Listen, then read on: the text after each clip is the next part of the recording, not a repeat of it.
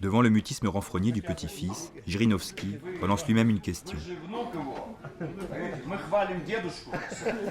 Вам должно быть не просто приятно, наверное. Все-таки, вот вы же изнутри наблюдали, вот, как Никита Сергеевич оценивал смещение его. Просто, так сказать, конкуренция Брежнев хотел стать генеральным секретарем. Или действительно это была смена курса, действительно ваш дедушка совершил большие ошибки, действительно страна устала. Или это вот внутренний заговор, когда они боялись... Je m'étonne qu'il ait été si facile à notre petite équipe de tournage, accréditée par absolument personne, et n'ayant prévenu que la veille de sa venue, de pénétrer et de filmer librement à l'intérieur de la Douma. Je ne sais s'il faut y voir un signe de transparence démocratique, ou plutôt la marque du peu de poids de cette assemblée. J'avais été surpris par cette remarque de Roy Medvedev à propos du rôle des députés en Russie. Депутат – это не политическая деятельность. 2 года я был во время Горбачева депутат, и это не политическая роль. Власти никакой нет. Les délégués et responsables de l'internationale communiste, réunis à Moscou en juillet 1920 pour leur 2e congrès, brûlaient d'une autre flamme. Ils n'avaient pas 35 ans pour la plupart et se voyaient à l'avant-garde d'une révolution mondiale qui leur semblait si proche. Charlie Phillips écrit « Roy était le seul délégué originaire des colonies et de ce fait, le seul capable de parler avec expérience et intelligence du point de vue de la lutte dans les pays assujettis. Il fit sur tous une impression extraordinaire, Lénine y compris. » M. N. Roy présente ses thèses sur la question coloniale que Lénine lui avait personnellement commandées et où il affirme, contre celui-ci, que le mouvement communiste doit refuser toute collaboration avec les mouvements nationalistes bourgeois. Il les accuse de défendre un capitalisme local qui ne ferait que se substituer au capitalisme étranger sans rien changer aux conditions miséreuses du peuple. Roy provoque un tollé lorsqu'il déclare que le destin du mouvement révolutionnaire en Europe dépend entièrement du cours de la révolution en Orient. Lénine rétorque que le camarade Roy va trop loin. Mais celui-ci parvient finalement à faire adopter ses thèses, aux côtés de celles de Lénine, à l'unanimité moins 3 abstentions. Pour la première fois, une voix venue des colonies se faisait entendre dans le concert des révolutionnaires d'Europe, affirmant l'autonomie et la puissance des mouvements de libération venus d'autres continents. Quant à Vladimir Жириновский, il achève enfin sa question au petit-fils Khrouchtchev. Mais celui-ci continuera à ne vouloir se souvenir de rien. Les micros glissent devant lui et il ne prononcera pas un mot jusqu'à la fin de la réunion, qui se clôt par un discours de Жириновский, où l'histoire est forcément triomphante et commémorative, sûrement pas dialectique. Et dans ce pays, on aurait un jour vraiment cru au matérialisme historique. Тот факт, что круглый стол проходит в здании высшего органа государственной власти, должен придавать ему определенное значение. Государственная Дума – это высший орган государственной власти в плане законодательной, но, тем не менее, выше ее ничего нет. Даже этот этаж самый высокий. Над нами тоже уже ничего нету. Да и этот этаж 70 лет назад, когда это был дом советского правительства, занимал Каганович и Молотов. Я посидел в этом кабинете, где сидел Молотов, теперь сижу в том кабинете. Весь этаж – это этаж ЛДПР, так сказать. Мы вот здесь находимся 11 лет. И у нас действительно осталась традиция. В 1997 году мы отмечали памятную дату, связанную, значит, с 80-летием со дня захоронения нашего царя. У нас в это время происходили похороны останков в Петербурге. И дальше мы все эти годовщины, вот годовщина смерти Леонида Ильича мы отмечали в 2002 году. И вот это вот годовщина 40-летия отставки Хрущева. Что-то было положительное и в Российской империи, и в Советском Союзе. Не что-то, а все было положительное. Оттенки отрицательные есть, как и в жизни любого человека. Это наша страна. И мы хотим, чтобы все гордились ею. И за царский период, и за советский период, и за сегодняшний период. История хорошая штука, и мы сегодня живем тоже в прекрасной стране.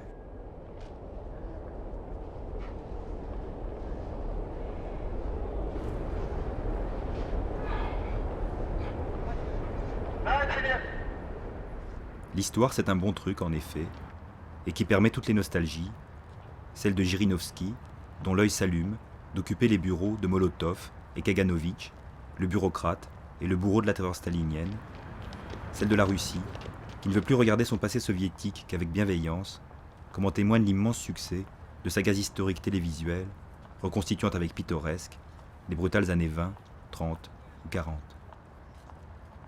Alors moi aussi, je reconstitue et je reprends les mémoires de M. N. Roy, où il décrit son arrivée à Petrograd au printemps 1920, puis son départ presque immédiat vers Moscou.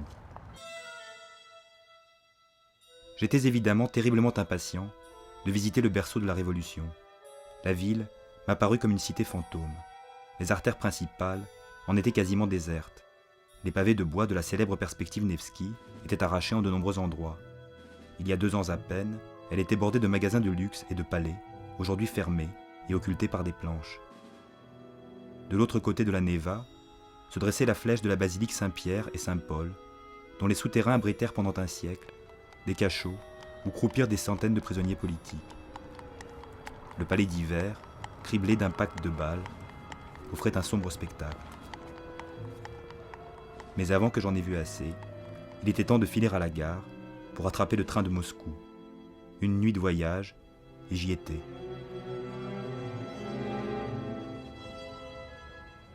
Le vaste espace qui s'étendait devant la gare était peuplé d'hommes en uniforme. Des attelages branlants, tirés par des chevaux émaciés, faisaient de larges embardées sur les pavés ronds, au risque d'être percutés par des voitures automobiles qui défiaient toutes les règles de circulation communément en usage. De la place des 3 gares, une voiture emporte les Roy à travers la ville. En franchissant la Moskova, il croise l'imposante cathédrale du Christ Sauveur, détruite par Staline en 1931, pour y bâtir un gigantesque palais des soviets jamais achevé, et dont les fondations seront recyclées en piscine à ciel ouvert, avant que Boris Yeltsin ne décide de faire reconstruire la cathédrale, à l'identique, en 1994.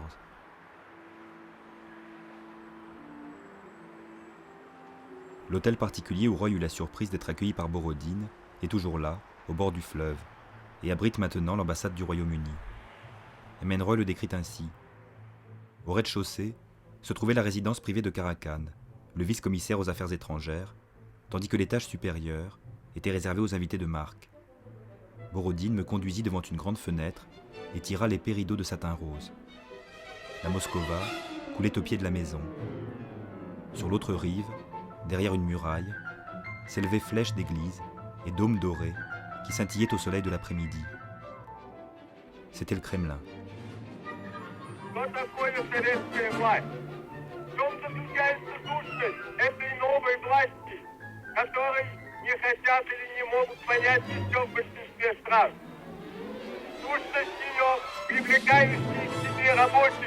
Каждой страны все больше и больше состоит в том, что прежним государством управляли, так или иначе, богатые или капиталисты, а теперь первый раз управляют государством, как раз те классы, которых капитализм угнетал.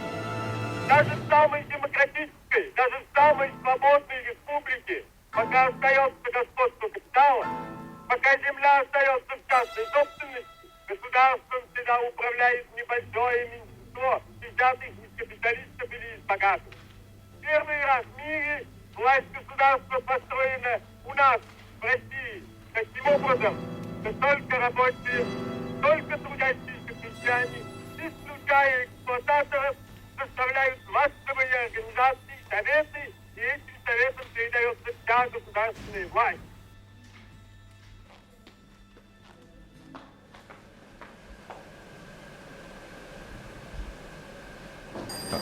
О, как раз телефон. Да, алло. Алло. Да, я... Да, привет.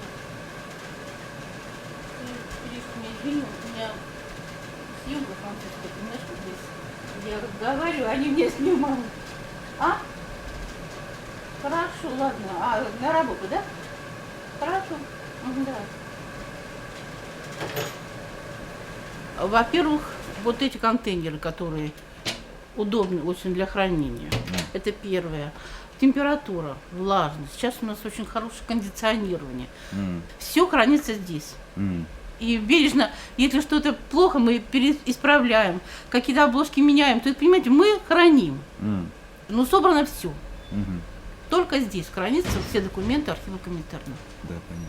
И теперь, видимо, все-таки доступ проще, чем когда-то... Доступ, вы знаете, доступ был до 91 года, конечно, только вот учреждений или представителей Компартии.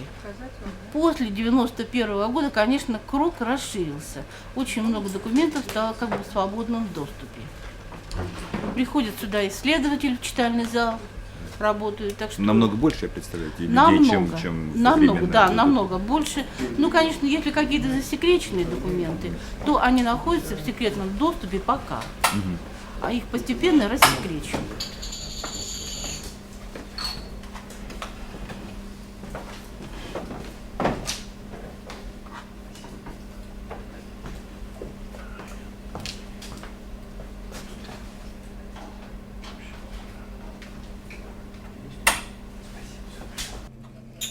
Le visage de M. N. Roy surgit des rouleaux de microfilm, tel qu'il était au printemps 1920, lors de sa première rencontre avec Lénine, où celui-ci l'aurait accueilli en lui lançant « Comme vous êtes jeune, je m'attendais à un sage d'Orient à barbe grise », ce qui ne l'empêcha pas de soumettre au camarade Roy, pour critiques et suggestions, ses thèses sur les colonies.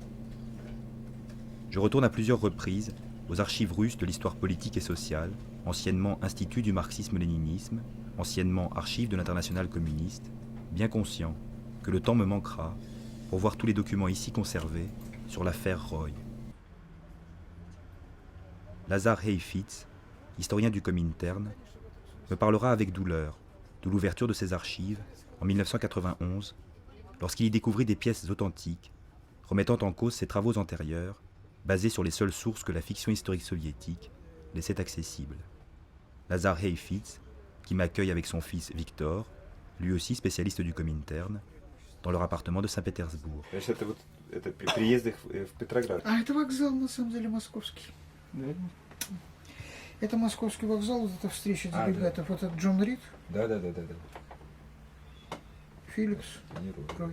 Entre leurs archives personnelles et celles préservées à Moscou avec toute l'extase bureaucratique nécessaire, se dessinent les étapes du séjour soviétique de M. N. Roy. Вы что много набираете? Извините? Вы много набираете, там все ваши? Да, все, да. Все? Да.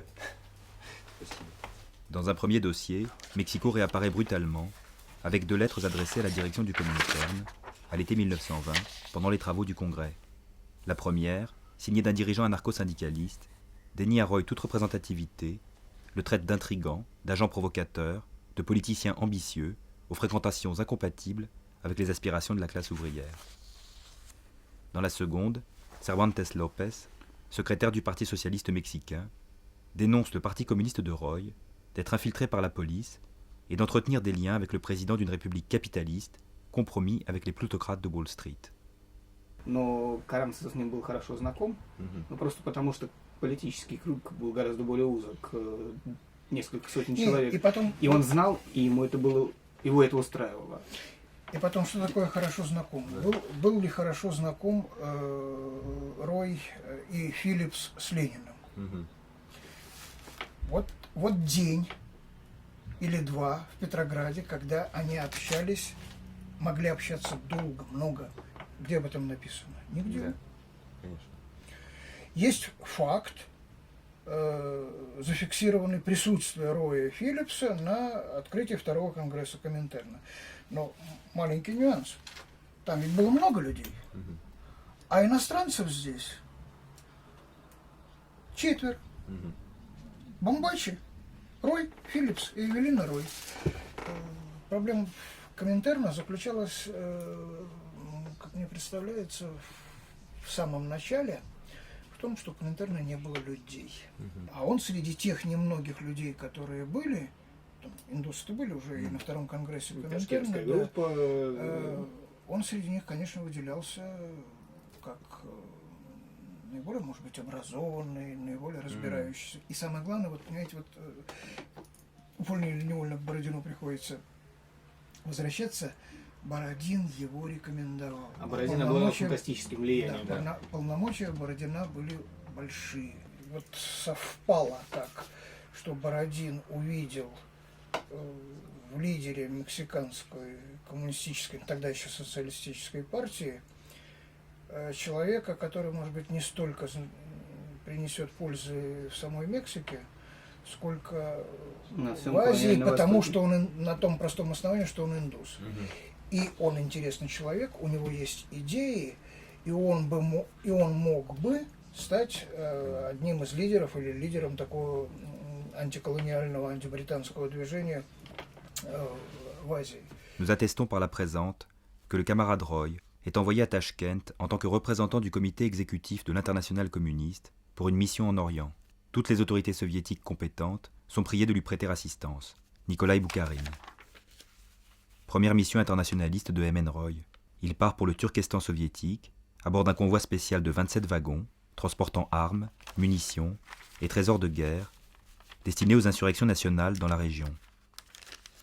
Lui doit organiser à Tachkent une école militaire à l'intention de militants islamistes indiens réfugiés là, qu'il s'agit de soutenir dans leur lutte anti-britannique et, incidemment, de convertir au bolchevisme. C'est ainsi qu'un an après la fondation du Parti communiste mexicain, M.N. Roy participe à la création d'un autre parti communiste, indien et exilé cette fois-ci, mais toujours aussi groupusculaire. 7 membres, dont Roy lui-même et sa femme Evelyn. Идея это ведь старая. Ударить по Англии через Индию. Первоначальная идея это была Павла I и Наполеона. Я не знаю, кого раньше послать экспедиционный корпус в Индию для того, чтобы ударить по Англии. Вот это вам конец 18 века, начало 19 и 20 век коммунистическое движение. То есть теоретически, если бы решились большевики на организацию такого удара по Англии через Индию, конечно, через Ташкент. Et de Tashkent, Roy construit sa révolution indienne, cherchant même à établir un contact avec le plus éminent des bourgeois nationalistes, Gandhi, qui ne donnera jamais suite. Les Anglais, appréciant modérément ces petites menées insurrectionnelles à la frontière de leur empire, font pression sur les Soviétiques, avec lesquels ils négocient alors un accord économique. L'école de Tashkent est démantelée en mars 1921 et conduite à la création à Moscou de l'Université communiste des travailleurs d'Orient, dont Roy devient l'un des dirigeants, et Evelyn l'une des enseignantes. J'en cherche le bâtiment, quelque part derrière la place Pouchkine et le cinéma Rossia, qui est devenu un casino, encombré de néons tristes, et d'où surgit à toute heure une voix sépulcrale, vantant par haut-parleur le confort et le luxe de l'endroit. Je finis par trouver la maison supposée, où apprentis révolutionnaires d'Asie, dont Ho Chi Minh en 1922, venaient suivre des cours d'histoire du mouvement ouvrier, mais aussi de techniques militaires insurrectionnelles. Dès la fin de l'été 1921, Roy se sent à l'étroit dans ses fonctions académiques. Il se plaint à Karl Radek et Grigory Zinoviev, le secrétaire et le président de l'Internationale, de ce que ses élèves indiens sont démoralisés par le manque de vêtements et de nourriture, mais surtout de l'inutilité qu'il ressent de rester à Moscou quand il faudrait une nouvelle base de propagande pour développer le communisme indien balbutiant. Il propose l'Allemagne. En avril 1922, sa requête est enfin entendue. Roy et Evelyn s'installent à Berlin. Ils y publient un journal intitulé L'avant-garde de l'indépendance indienne qu'ils parviennent à faire passer illégalement en Inde. C'est durant ce séjour berlinois que Roy s'attache durablement au pays, à sa langue et à sa pensée. Il tisse des liens avec des dirigeants communistes, dont August Thalheimer et Heinrich Brandler, qui deviendront demain des alliés dans la lutte anti-stalinienne. Mais pour l'instant, Roy est un agent fidèle de l'Internationale, prêt à toutes les missions. Au milieu des factures, je tombe sur cet accessoire d'espion. Le chiffre de Roy, son alphabet codé, lui permettant de correspondre secrètement avec Moscou. В 23 году был уже в Берлине, готов к революции. Революции Германской. Группа готовишь ноябрьскую революцию. Он, Буральский, Белокун, Тухачевский. Тухачевский там был одно время, Стасова там была. Герой Большая группа, он имел самое непосредственное отношение к этому. Видимо, то, что связи немецкие имелись, это определило то, что он в эту группу попал. Да, ну и другое дело, может быть, в его задачу опять же ставила. Там же в Берлине был очень сильный центр индийской эмиграции.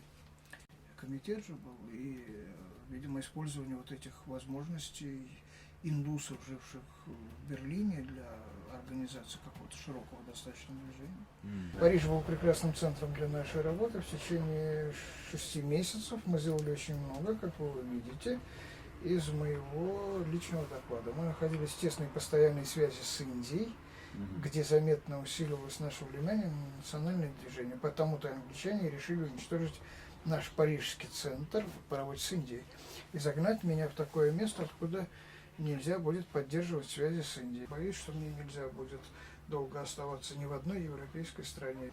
Жду ваших инструкций с коммунистическим приветом. Когда это он пишет? 25 год.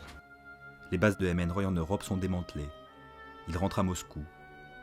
Mais Evelyne, cette fois, ne le suivra pas. Les chaos de la vie clandestine ont raison de leur mariage. Elle repart aux États-Unis.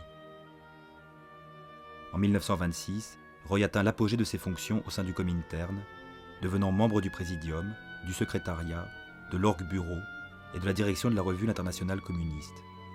Il est de toutes les manifestations. On aperçoit sa haute silhouette se balançant derrière Kalinine, Staline, Voroshilov et Trotsky, aux obsèques de Dzerzhinsky, le chef de la Tchéka, la police politique.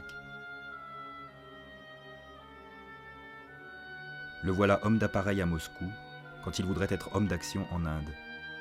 Et c'est finalement en Chine que Staline l'envoie y appliquer ses directives contradictoires face aux nationalistes du Kuomintang de Chiang Kai-shek. Ce dernier finira par se débarrasser dans le sang de ses alliés du Parti communiste chinois et renverra chez eux les conseillers soviétiques impuissants, parmi lesquels une vieille connaissance, Mikhail Borodine. Бородин представлял Советский Союз. И гражданином СССР был. Да. А Коминтерн все-таки представлял Рой. В Китае это все кончилось вне зависимости от Роя, и вне зависимости от Бородина, и от военных советников наших, кончилось Чанкайшевским переворотом. Но выяснилось, что Рой это немножко ускорил. Ускорил, да. Он просто появился как слон в посудной лавке, потребовал немедленного создания советов. Его взгляды фактически оказывались ближе к взглядам Троцкого. Но он ведь совершенно спокойно и с бухаринцами в Европе сотрудничал. Роя же не как троцкисты случайно даже. Право. Это же простая вещь, на самом деле, конец 20-х, начало 30-х годов. Наиболее яркие фигуры, мы можем по Латинской Америке смотреть, наиболее яркие фигуры самодостаточные. И не способны смирить. Тольятти был человеком вполне самодостаточным, но он умел останавливаться. А Рой останавливаться бы не стал. Они по привычке, установлены еще с ленинских времен, хотя и там были свои сложности, считали, что имеют право говорить, думать, что хотят, действовать как хотят, что их за это могут критиковать, но ничего, организационных никаких последствий не будет. Вот. А ситуация резко изменилась. То есть, на самом деле, они в большинстве своем, Рой в том числе, не поняли, что такое сталинизация, бюрократизация Коминтерна.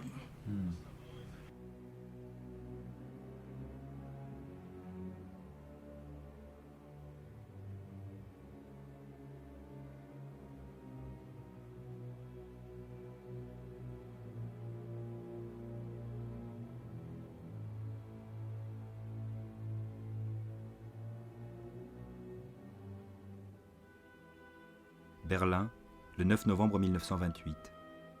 Chers camarades, les intrigues de certains membres de l'appareil du comité exécutif du Comintern, qui pour des raisons que j'ignore, me considèrent persona non grata, sont parvenus à me priver de tout travail politique effectif. Je crois fermement que la probité, l'honnêteté, la sincérité entre nous sont les vertus essentielles d'un vrai révolutionnaire. Après une carrière révolutionnaire de plus de 20 ans, et avec l'ennemi toujours à mes trousses, je me trouve traité par l'international comme si je ne valais rien. Chers camarades, je considère que c'est mon devoir révolutionnaire que d'exprimer mon point de vue. En l'absence d'une critique courageuse de nos défauts et d'une libre expression de nos opinions, l'international souffre d'une stagnation intellectuelle dont j'ai souvent entendu se plaindre le camarade Boukharine. Cette stagnation ne sera pas vaincue en chassant ceux qui jugent la situation déplorable et s'efforcent de l'améliorer. Retourner en Inde, à n'importe quel prix, et quelles qu'en soient les conséquences, est la seule issue qui me reste. Chers camarades, je me dois de vous parler ouvertement, ne sachant avec qui d'autre le faire. Salutations communistes, MN Roy. Juste après, dans le même dossier, 2 lettres. Une première qui dénonce confusément Emen Roy d'avoir voulu voler un document dans un bureau vide, et pourtant au vu et au su de tous, puis une autre, lui reprochant l'insuffisance de son bagage marxiste-léniniste, ainsi que d'avoir osé comparer ses travaux à ceux de Marx ou de Lénine. Elle s'achève par une formule dont on devine le profit qu'un procès fabriqué aurait pu bientôt en tirer. Alors qu'on lui demandait des nouvelles de sa santé, Roy aurait répondu être malade, physiquement et politiquement. Il a été impossible, au cours de la discussion, de déchiffrer plus exactement le sens de ces mots. 19 juin 1928. Вот на самом деле вот эта фотография публиковалась всегда вот так. Это считалась знаменитая фотография, но я так думаю, что она была отретуширована настолько, что вот это тоже отсутствовало. И поэтому она могла быть шире несколько, потому что все остальное было просто заретушировано. Вот, она могла быть какой угодно, но лиц этих не было, были только фигуры. Думаю, что вот так вот приблизительно она была. Да, колонна была видна. Да, и колонна была видна, и Ленин был полностью. Все остальное было просто закрашено, отретушировано. Ну, из фотографии, в общем-то, остался... Давайте слева направо. Давайте. Значит, Карахан расстрелян. Да. Расстрелян. Значит, Карахан был расстрелян, Радок был расстрелян, Бухарин был расстрелян, Лашевич, это военный деятель, был расстрелян, Зиновьев был расстрелян, Филлипс был исключен из американской компартии, наш главный герой спрятался, Рой был исключен из партии, Эвелина Рой, ну, мы на самом деле конец судьбы ее, если вы нам подскажете. Она спокойно умерла в Америке в 70-х, Да? по-моему. Бомбачи был исключен из итальянской компартии. Вместе с Муссолини. Берзин был расстрелян. Fusillés, déportés, disparus, exilés ces militants des débuts de l'internationale communiste que Emen Roy apprenait à connaître plus intimement lors de réunions informelles à la résidence du Comintern, l'hôtel Luxe, dont la lourde façade se dresse toujours rue Tverskaya. C'est sur le récit nostalgique de ces nuits d'ivresse révolutionnaire que se terminent ces mémoires inachevées. Les soupers de minuit devenaient très animés et duraient parfois jusqu'aux petites heures du jour. C'était l'occasion pour d'importants dirigeants communistes du monde entier de se rencontrer les uns les autres comme de simples humains. Trotsky évitait systématiquement ces occasions où les inhibitions personnelles se fissuraient. Staline n'était pas encore très connu en dehors du cénacle du parti russe et n'avait que peu de choses à voir avec l'internationale communiste. Zinoviev, dans ses habitudes quotidiennes, était un petit bourgeois conventionnel. Mais Boukharine et Radek, ainsi que quelques autres dirigeants russes moins connus, rejoignaient habituellement nos rassemblements nocturnes, égayés comme de bien entendu, par des chants et des danses. Quiconque a eu la possibilité de vivre à l'hôtel Luxe durant ces premières années de la Révolution doit en chérir le souvenir comme celui d'une des plus riches expériences de sa vie. Je retourne seul une dernière fois aux archives pour m'acquitter des droits de tournage et je ne résiste pas à voler quelques derniers plans de couloirs vides, de salles d'exposition où l'on n'expose plus rien, de ce lieu gardien de l'histoire de l'internationale communiste dont plus grand monde ici ne veut savoir quoi que ce soit. Étaient-ils trop libres, ces hommes et ces femmes, qui engageaient la lutte finale pour émanciper l'humanité, et que Staline écrasa consciencieusement, finalement aussi inquiet qu'un bon bourgeois, de l'ébranlement imprévisible dont la révolution mondiale menaçait l'ordre ancien.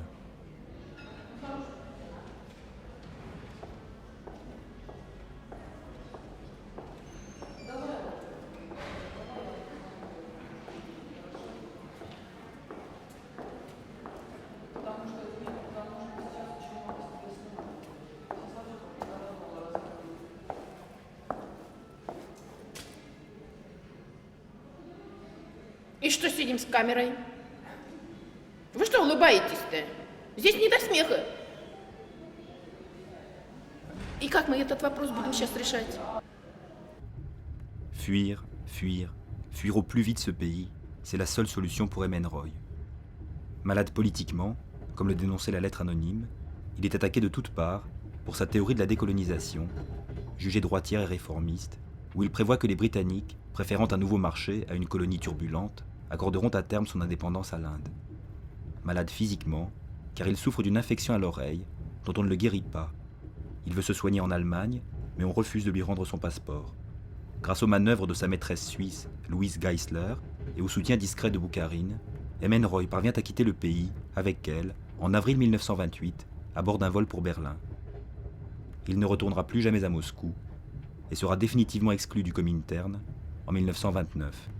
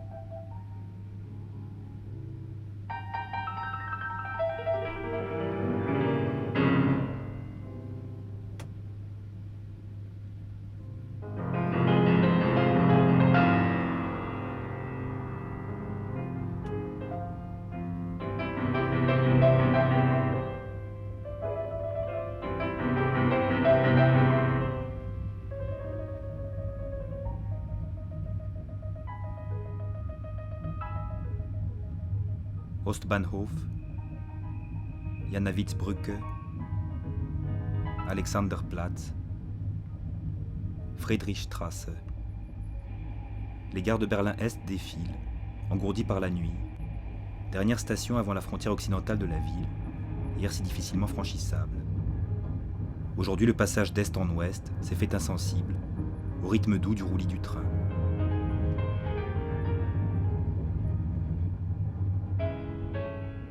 Emmenroy pouvait-il imaginer que le rêve de liberté qu'il chérissait avec ses camarades de l'Internationale allait aboutir à l'édification d'un mur coupant la ville, sa ville bien-aimée, Berlin. Berlin, où il rejoint ses camarades, Heinrich Brandler et Augusta Leimer, au sein de la KPO, Kommunistische Partei Opposition, l'opposition communiste à Staline, créée en novembre 1928. Berlin dont il goûte l'effervescence intellectuelle et politique, ainsi que la liberté des mœurs. Il poursuit sa liaison avec Louise Geisler, l'évadée de Moscou, et sa compagne depuis l'aventure chinoise, en même temps qu'il s'éprend d'Hélène Gottschalk, une jeune militante de gauche de 24 ans, née à Paris d'un père américain et d'une mère allemande, et qu'il épousera finalement à Bombay en 1937. Le docteur Theodor Bergman est l'un des derniers témoins directs de l'engagement anti-stalinien et anti-nazi qui fut celui de l'opposition communiste et de Emmenroy, conscient de l'imminence d'une catastrophe allemande après laquelle rien ne serait plus comme avant. Theodor Bergman rejoignit la KPO en 1929 alors qu'il était encore adolescent. Je le rencontre à Stuttgart, 76 années plus tard. I was born in Berlin in 1916 as a seventh child in a large family of 8. Fourth of my brothers, Alfred, he was a young communist, and in 1929 he joined the communist opposition, and he brought my brother and me to the communist opposition. I worked there, so I got to know many of these people, like Thalheimer, Brandler. There were some very interesting people from abroad. There was Bernhard Roy was there for some years. He was coming almost every day when he was in Berlin to this office in the Wilhelmstraße, sometimes writing articles, both for the Gegen den Strom, sometimes also not so often, I think, for Arbeiterpolitik, for the Daily.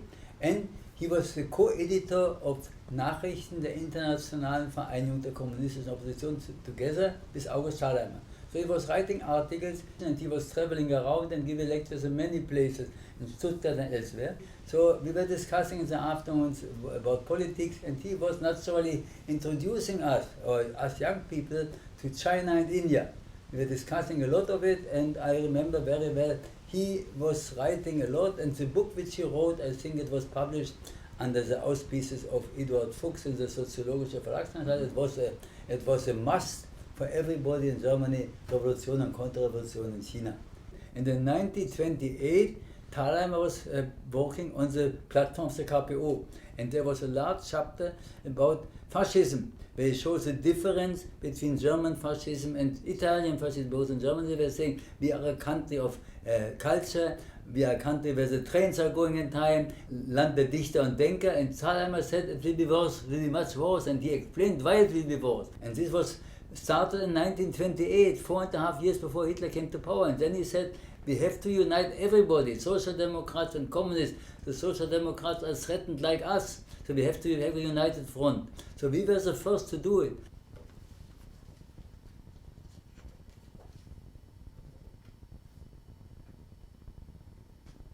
30th of January 33, Stuttgart Marketplace.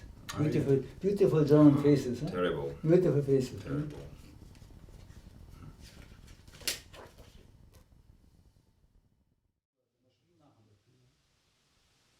Puis je rencontre Chris Manjapra, historien canadien d'origine indienne, venu s'entretenir avec le docteur Bergman sur son sujet de recherche, les révolutionnaires indiens à Berlin, dans les années 20 et 30. And then I think of Emin Roy, who, and how he acquired